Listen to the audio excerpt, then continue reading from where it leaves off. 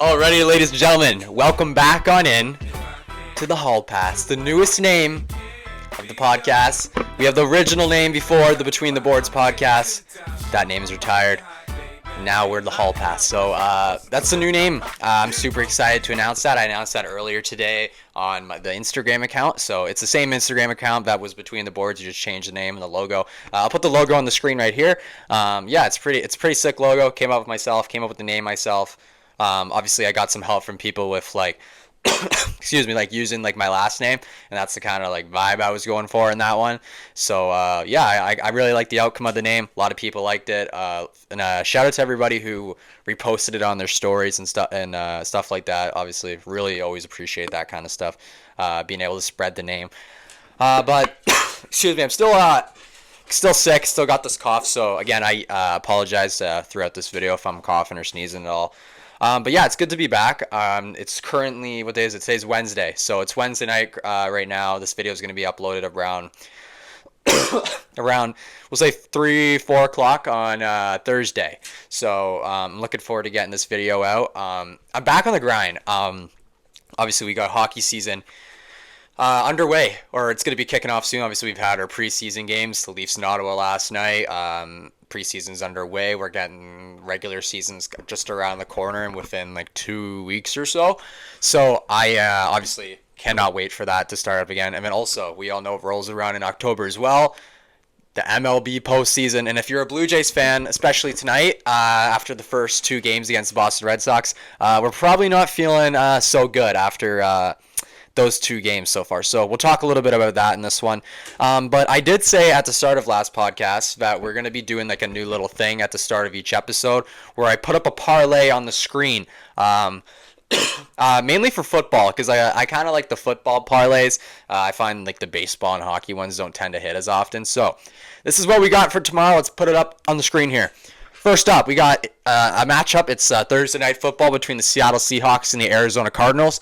So first up, we got Sam Darnold, Seattle Seahawks quarterback, 150 passing yards from him. I also have him throwing a passing touchdown. So that's what we got from Sam Darnold. And then the 2 wide receivers for the Seahawks, Jackson Smith-Njigba. He's second in the league right now in receiving. I got him getting 50-plus receiving, and I got Cooper Kupp, newest addition to the Seattle Seahawks, 20-plus receiving. And then for the Cardinals, I have Kyler Murray, the quarterback for the Cardinals, 20-plus rushing. And then their tight end, Trey McBride, with 30 receiving. So that's the parlay for tomorrow. I haven't actually put it in yet, so I don't know what the payout is. If I had to guess, I'll probably make around $20 to $30 off that if it hits. So we'll be watching that tomorrow. And then the Leafs are also back in action tomorrow in Montreal. So I'm not sure if the big guys are playing again tomorrow. I have a feeling they will. But we're going to talk a little bit about the Leafs in a bit. We're going to start off with the Blue Jays in this one. Why not start off with we'll start off with the Boston series. So that kicked off last night. I was able to sit down and actually watch the full game of this one. Excuse me. And what I'll say is, not a lot of people realize, I said this in the last episode, Bo Bichette is the biggest addition to the Blue Jays lineup. Regardless, obviously, I want Bo Bichette in the lineup. The Jays want Bo Bichette in the lineup. But it's just having his presence in the lineup makes me feel way more confident. Because I look at the lineup and I see George Springer leading off, Ernie Clement second, Vladdy third. And then it's Connor Falefa, Davis Schneider, Kirk. And the lineup we're just not hitting right now. It's kind of simple as that. Obviously, the starting pitching has been meh. Obviously, yesterday, Gausman was dealing within the first 5 innings. And then in the bottom of the 5th or 6th, that's when things started to kind of fall apart. But again, when you can't score any runs, there's no way for you to win a ball game. So what it comes down to is, I'm going to say this. We have 4 more games left this season. We have 1 more game against Boston and 3 against Tampa. You got to win at least 2 of them. We suck against Tampa, and that's been an ongoing thing for the Jays forever. And if Tampa's not a good team, this year they're not really. Yeah, they're not a strong team. They're not making the playoffs this year, but the Jays have just always really had a tough time against them, and I can't really figure out the exact reason why for that. But basically, not having Bo Bichette in the lineup for the rest of the regular season is the worst case scenario for the Blue Jays, because he's that guy that comes up with the key hits. And our biggest problem right now is with runners in scoring position. We're not bringing those runs in. It's not happening right now. So Vladdy's struggling. I believe he's like 3 for his last 20. Kirk's 5 for his last 40. It is good. We just got Anthony Santander back. He was hitting in the 5 spot tonight. He was 0 for 3 again tonight. Shouldn't say again for the first time tonight. His appearance back. But I'm not too worried about tonight. We are facing, if not probably the best pitcher in the American League, if not the league, Garrett Crochet, the lefty. So that guy's unbelievable. And in my opinion, it's between him and Tarek Skubal for the Cy Young Award this year, and if it was my vote, I'm giving it to Garrett Crochet. What a dominant pitcher that guy is, and I am a little worried though for the Jays, because obviously the Yankees, I haven't looked, but they were winning against the White Sox tonight. Around like 7-1, they were just killing them, which means a win for them tonight would they would be tied with the Blue Jays for first place in the AL East. So we have the tiebreaker over the Yankees right now. And I just looked at myself in the camera wearing this hat, and I found it ironic. But I'm not a Yankee fan. But yeah, like if the Jays end up falling down to that first wild card spot, which is probably going to happen, Boston's in that 2 spot, which means the top 2 wild card seeds. Yeah, they play each other in the first round of the wild card best of 3, and you know who we're going to see? Yeah, Garrett Crochet again, and then they also got Brian Bayo, who we're going to see tomorrow, and then Lucas Giolito, who did a really good job against us last night. So I'm a little worried for the Blue Jays, but let's just talk a little bit about the postseason. We've clinched our spot. Obviously, that's the best case scenario, but obviously the number one priority right now is winning the division, and the Jays got to basically win to if they want to definitely seal the deal. They got to win all 4 games. That will seal the deal, but. The Yankees got to lose. They got one more game tomorrow against the White Sox, and then they're going to go play the Orioles for 3. So we're hoping the Orioles can come up big for the Jays. But anyways, let's talk a little bit about the starting pitching and the bullpen, and because we talked a little bit about the lineup yesterday. So I think today we're going to talk a little bit about the pitching for the Jays, and we're going to talk a little bit about the Leafs after that. So a big problem right now for me is the starting pitching. Kind of figuring out, like in playoffs, you don't have 5 starting pitchers. So for an example, if there was a 4, we'll say it's the ALCS or DS, and you're playing back to back each night. You don't go with 5 starters. Like, you're not going to go, Brios is going to go here, Gosman's going to go there, Bassett, Scherzer. You kind of take probably 3 starters for your playoffs, and then the other starters, they're going to probably make some appearances out of the bullpen, just like Jose Brios did tonight. And Brios tonight, 2 earned runs out of the bullpen through 2 innings. So, I mean, it's his first time out of the bullpen. I'm going to cut the guy some slack, but that's a little worrying for me. But basically, in my opinion, this is what the starting pitching should look like right now. So game 1 of the playoffs, Kevin Gosman's taking the mound. That's just how it's going to be. Game 2, we're going to have Shane Bieber. I feel like that's probably our best bet right now. And then 3, a lot of people might disagree with this. I got Trey Savage. Why not let the rookie get in there? He's impressed me so far. He's had 2 really impressive starts for me. The second one wasn't too good, but the first one, like the kid struck out 9 batters. So I definitely feel like why not throw him in that starting pitching rotation. And another one that my stepbrother brought up to me today, shout out Owen, was Eric Lauer. Obviously, when we picked up guys like Shane Bieber and Savage got called up, Lauer had to be moved to the bullpen just because we had so much good starting pitching. So Lauer was like, you're kind of like the odd man out. We're throwing you in the bullpen. We're still going to use you every so often. Why not let's get him back in there. His ERA is just above 3.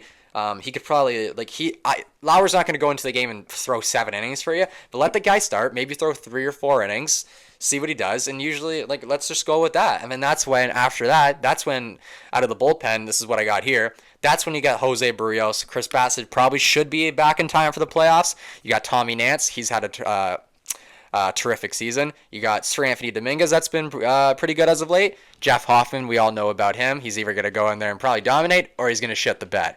Brandon Little, he's been kind of iffy as lately. Good lefty arm.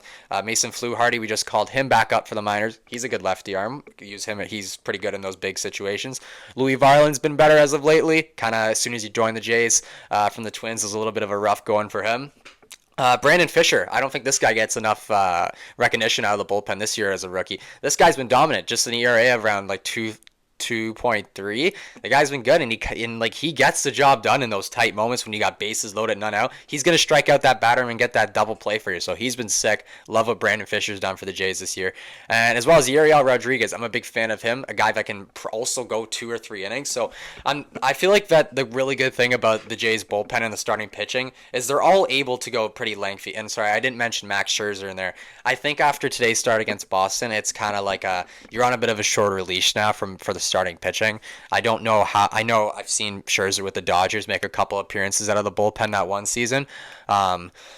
Excuse me, but I don't know if you can really, if you got to kind of put a leash on the guy now. You kind of got to throw him in the bullpen. I feel like the last 2 starts have not been very good, not very good at all. So their Jays are in a tough spot. And I'll say this again and again. And I was talking to my buddies at school about this today. If you were to say to me, we're going into the playoffs, and unfortunately you got to either take Vladdy or Bichette. I'm taking Bichette any day of the week. Any day of the week. He's just such a difference maker, and a lot of you don't realize it. And unfortunately, maybe for the Jays, he might be gone after this year. So I really hope we get a contract done with him. Anyways, enough Jays talk for now. We'll play them tomorrow. I believe tomorrow's actually a bullpen game for the Jays. They pushed Shane Bieber back a day just for some rest after he's coming off Tommy John surgery. So probably the best thing for him is going to be a bullpen day. But we can't get swept by the Red Sox. It's just not. That can't happen. So yeah, that game kicks off at 7:07, Rogers Center. Should be a good one. We'll talk a bit about the Leafs. Excuse me. Last night was something else. Obviously, we've had 2 preseason games so far. The first one, not a lot of the big guys were in the lineup. We didn't have Matthews, Nyes, Nylander, Tavares in the lineup. None of our really starting defensemen in there as well. But we won that game, and Ottawa had their big guys in there. They had Tkachuk in there. They had Thomas Chabot in there. And last night, it was kind of basically the other way around. We had basically a lot of our guys in there. Obviously, we didn't have Stolarz or Wall in net. We had Dennis Hillaby in net. We were out Max Domi. I believe he's just coming off a bit of an injury. But we didn't also have, who else was missing from the deep core last night? Simon Benoit or Simone Benoit. So we didn't have him as well. But either way, we had all of our big guys in there. I was really happy to see Cowan in there playing with the big guys, and that's something that I kind of mentioned in the last episode. But I think today, I said in the last one we're not going to make a projected lineup. But I think that's what we're going to do today. And we're going to talk about it because this is going to be kind of the thing I rate. There's a lot to figure out for the Leafs. So this is probably a clip I'm going to post on my Instagram. So all right, so we'll start the clip here because this is going to be posted on the Instagram. What's going on, everyone? So we have the Leafs project. This is my projection for the Leafs lineup this season because head coach Craig Berube and the front office has some tricky stuff to make on where guys are going to fit in because you have a couple guys like Easton Cowan and Nick Robertson where you don't know where they're going to fit in this lineup. So let's go over what I think the Toronto Maple Leafs projected lineup will look like. So first we got on the first line, I think it's going to be like this. We're going to have Matthew Nyes, Austin Matthews, and watching Matiss Maselli last night, he looked really good with Matthews. They were moving the puck around well. They looked super slick. He had a couple pairs of assists, so I think he looked good. I think that's got to be your first line going into the regular season. Second line, I think this is kind of obvious. We're going to go Max Domi, John Tavares, and William Nylander. This is what it's kind of be for now. I feel like as time goes on, if depending on how Domi's season's going, maybe bump him down to the third line, but we'll see where things go with that. To the third line, I think as of right now, it's going to be Dakota Joshua on the left wing, Nicholas Waugh as our centerman, and Bobby McMahon as our other winger. I think this is just how it's kind of going to be. I really do like this line. I feel like it's going to be a good forechecking line. I think Bobby McMahon is probably going to score a lot more goals this year, having Waugh and Joshua on his line, so I'm looking forward to seeing that. And now let's talk about the fourth line, because this one's going to get a little interesting. I do think that Steven Lorentz is going to have that left wing spot. I do believe Scotty Lawton's going to be that fourth line center, but this is where it gets interesting. You kind of got 3 guys right now fighting for that last spot, and I'm pretty sure that would be Nick Robertson, Easton Cowan, and Calle Jarnkrok. So if it was up to me, I'm really going to go between Robertson and Cowan. younger guys, let's get him in there. I feel like I'm not the biggest Yarncrow fan. I think he's looked good in the preseason so far, but I think it's going to come down to Robertson or Cowan, and I think obviously most people would probably Cowan in there. Excuse me, but I think it's going to be Robertson for right now. I think that's what the Leafs are going to go for. I'd love to see Cowan in there, but if it was up to me and I was making the Leafs lineup, I like to see Robertson or Cowan on that second line. Sticking with Tavares and Nylander, see how they do there. I feel like the biggest problem with the Leafs throughout the last couple of years is like a guy like Robertson is you kind of need him in that top six because he doesn't really fit in that bottom six role either. So it's kind of hard to fit them on the first two lines because they don't really fit too well on the bottom two lines. So they're in a tough position there. So I think that's what it's going to come down to. So let me ask you this, folks at home. Leafs opening day roster, who are you taking? Nick Robertson, Calle Yarncrow, or Easton Cowan? Let me know. So that's what we got there. I mean, I I think it's gonna be Robertson. I don't know if there's any thoughts about maybe scratching Dakota Joshua. I don't know like how confident Craig Berube is with him, um, but we'll see. I don't know. I think I was saying this to my dad earlier. The Leafs have a lot of like a good depth. Like they have good depth. That's the word I was looking to use. Like for an example, let's say between Robertson, Yarncrow, Cowan, and Joshua, or even Lorenz, I guess if one of them are just going through a bad stretch and it's just not looking good for them, you have a lot of options to bring in. Like if Robertson's on the fourth line, he's not looking good lately. Call up Cowan. Cowan's not looking too good. You got Yarncrow. You got a lot of options. I think the Leafs have to work with, and you also have Michael Pezzetta. And unfortunately, I don't think that guy's. I do really like that guy. I do really like that addition. I don't think he's gonna crack the starting lineup for the Leafs, but I definitely like to see him with have some NHL appearances. I think that'd be pretty cool. So yeah, we'll see where time goes with that. The Leafs are back in action tomorrow night against Montreal. Should be a good one. I don't know if Montreal's playing their guys. I don't know if the Leafs are playing theirs guys. I like to see Stolarz in net tomorrow. I feel like that'd be cool to see how he's doing. And for those of you who don't know, Joseph Woll recently just took a leave of absence with the Leafs for some family reasons. So all the best goes out to him and his family. You're not sure what's going on there, but no timeline for return. But we'll see where things go. And I'm looking forward to this Leaf season. Can't wait for the NHL season to kick off.